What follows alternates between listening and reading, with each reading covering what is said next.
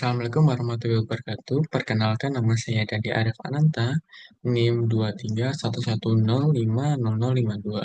Saya dari program studi Teknologi Laboratorium Medik, Fakultas Ilmu Kesehatan, Universitas Muhammadiyah Purwokerto. Di sini saya akan mempresentasikan dari jurnal yang saya dapatkan untuk memenuhi salah satu tugas toksikologi. Jurnal yang saya dapatkan berjudul Residu Pestisida pada Tanaman Hortikultura. Studi kasus di Desa Cianjuang, Rahayu, Kecamatan Porongpong, Kabupaten Bandung Barat. Tujuan dari jurnal ini yaitu untuk mengetahui jenis konsentrat residu pestisida klorpirifos yang terakumulasi pada tanaman hortikultura, dampak risiko pestisida bagi masyarakat, dan asumsi asupan berisiko kesehatan per hari. Penelitian menggunakan pendekatan metode survei bersifat kuantitatif dengan sumber data primer yang diperoleh dari hasil wawancara dan hasil analisis kimia, serta data sekunder yang dikumpulkan secara langsung dari narasumber. Beberapa jenis insektisida yang digunakan oleh petani di Desa Cianjuang Rahayu, Bandung Barat. Terdapat jenis insektisida yang tidak direkomendasikan untuk mengendalikan hama pada tanaman brokoli. Selanjutnya, saya akan membacakan tentang bahan dan metode. Penelitian dilakukan di Desa Cianjuang Rahayu, Kecamatan Parongpong, Kabupaten Bandung Barat dengan luas wilayah 469.365 ha dan di Laboratorium Kimia Argo di Cikole, Lembang. Hampir 80% tanaman hortikultura berupa sayur-sayuran karena wilayah di dataran tinggi. Jenis sayur-sayuran yang banyak ditanam adalah brokoli, bunga kol, buncis, tomat, kangkung, dan selada. Penelitian dilakukan selama dari bulan Juli sampai bulan September. Selanjutnya ada desa penelitian dan teknik pengumpulan data. Penelitian menggunakan metode survei kuantitatif. Sampling survei dilakukan dengan metode systematic sampling. Rancang penelitian pengambilan sampel berdasarkan ketinggian tempat terbagi menjadi 4 petak. Petak yang pertama lebih tinggi dan antara 1.500 dpl, sedangkan petak yang kedua di bawah petak pertama dengan jarak ketinggian 1 meter, petak ketiga di bawah petak kedua dengan jarak ketinggian 1 meter dari petak kedua, sedangkan petak keempat berada di bawah setelah petak ketiga dengan jarak ketinggian 1 meter. Aspek-aspek penelitian dengan indikator, parameter, jenis, dan sumber seperti tertera pada tabel pertama. Seperti ini, tabel yang pertama. Selanjutnya, ada langkah-langkah pengumpulan data dalam penelitian ini ialah sebagai berikut. Yang pertama ada batasan penelitian. Penelitian ini dibatasi untuk mengetahui hambatan-hambatan apa saja yang menjadi kendala pencarian informasi dalam kegiatan residu pestisida pada tanaman hortikultura, serta dampaknya bagi pertanian tanaman hortikultura di Desa Cianjuang Rahayu, Kecamatan Parongpong, Bandung Barat. Yang kedua adalah wawancara dilakukan untuk memperoleh data primer yang diperlukan dalam penelitian. Yang ketiga ada pengamatan dilakukan untuk pengumpulan gambaran umum kondisi biofisik lokasi. Penelitian ini memvalidasi informasi yang diperoleh dari wawancara, serta untuk memperoleh wawasan yang bersifat sosial. Selanjutnya, yang keempat, pengumpulan data sekunder, dokumen data visual. Data sekunder diperlukan untuk mempercepat pemahaman tentang kondisi lapangan, demografi, penduduk, dan laporan lain-lain. Yang kelima ada menetap aturan untuk mencatat informasi. Informasi yang diperoleh dari responden dicatat atau diisi pada lembaran kuesioner. Selanjutnya ada analisis residu pestisida. Metode analisis yang digunakan adalah metode analis multiresidu pestisida organoklor dalam metrik non-lemak karena menggunakan sayur-sayuran. Selanjutnya ada bahan tanaman utama yang digunakan dalam penelitian ini adalah tanaman brokoli. Analisis kandungan bahan aktif pestisida menggunakan bahan kimia seperti aseton, fluorosil, sodium sulfat anhidrat, dan N-heksan dilakukan dengan metode kromatografi gas cair atau GCG. Pengujian dilakukan dengan kromatografi gas. Perhitungan kandungan residu pestisida menurut pedoman pengujian konsentrasi residu pestisida sebagai berikut. Seperti ini.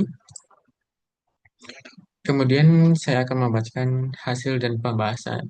Jenis konsentrat pestisida pada tanaman hortikultura berdasarkan hasil analisis residu pestisida dengan menggunakan kromatografi gas didapatkan hasil berupa kromatogram seperti disajikan pada tabel nomor 2. Dari hasil perhitungan dengan indeks 1 diperoleh hasil residu pestisida sebesar 2,2 ppm. Hal ini menunjukkan residu pestisida lebih tinggi 10% dari batas minimum residu atau BMR yang ditetapkan pemerintah sebesar 2,00 ppm. Demikian pula dengan hasil perhitungan pada sampel dengan indeks kedua diperoleh hasil residu pestisida sebesar 2,47 ppm. Sampel memiliki residu pestisida lebih tinggi 20% dari BPMR. Seperti ini, tabel kedua. Hal ini disebabkan karena pemakaian pestisida yang berlebihan tidak sesuai dengan aturan yang berlaku. Banyak petani beranggapan bahwa menggunakan pestisida secara berlebih dapat mempercepat hasil yang maksimal yang bebas dari UPT. Namun demikian hal ini dapat menjadi ancaman bahaya bagi kesehatan manusia, baik petani maupun konsumen. Para petani jarang menggunakan alat pelindung berupa masker pada saat melakukan penyemprotan dengan alasan sudah terbiasa. Umumnya, para petani menggunakan pestisida dalam tangki pencampuran sampai habis karena sudah memperkirakan sebelumnya volume yang dibutuhkan untuk luas tanaman yang dimiliki dalam satu kali penyemprotan. Namun, ada juga yang membuang sisanya di sungai. Setelah penyemprotan, sebagian besar petani membersihkan alat-alat penyemprotan di saluran irigasi, di sungai, dan sebagainya di sumur. Hal ini mencerminkan bahwa pemahaman petani atas bahaya pestisida masih terbatas. Para petani tidak menyadari bahwa pestisida karena salah satu dalam penggunaan ada pestisida ada 4 macam penanganan pestisida yang berisiko membahayakan pengguna yaitu membawa, menyimpan, dan memindahkan konsentrat insektisida. Petani umumnya menyimpan sesaat di dalam rumah, mencampur pestisida sebelum diaplikasikan atau disemprotkan. Insektisida dapat masuk lewat kulit ketika melakukan pencampuran, mengaplikasikan atau menyemprot pestisida dengan tidak menggunakan masker penutup dan hidung. Insektisida dapat akan terhisap masuk saluran pernafasan, juga menimbulkan resiko tinggi kontaminasi lewat kulit dan mencuci alat-alat aplikasi yang berisiko mencemari lingkungan. Selanjutnya ada dampak penggunaan pestisida bagi kesehatan. Beberapa jenis gangguan kesehatan sebagai dampak dari penggunaan pestisida ditemukan pada penelitian ini. Tabel 3. Penggunaan kesehatan pada petani yaitu berupa mual-mual, muntah, pusing, gatal-gatal pada kulit. Dari 100 orang sampel, sebagian besar yaitu 75% mengalami gangguan kesehatan tersebut. Bervariasinya gejala gangguan kesehatan ini mungkin akan karena daya tahan tubuh para petani yang berbeda-beda, sehingga reaksi residu petani pun beda-beda. Dilihat dari tabel ketiga, jenis gangguan dan dampak kesehatan penggunaan pestisida pada petani, ada yang mual-mual 25 orang, muntah 5 orang, pusing 75 orang, gatal pada kulit 25 orang. Dan alhamdulillahnya tidak ada yang terkena infeksi saluran pernafasan, kanker, ataupun kematian. Hasil penelitian menunjukkan adanya penggunaan insektisida yang bukan direkomendasikan untuk mengendalikan hama pada tanaman brokoli.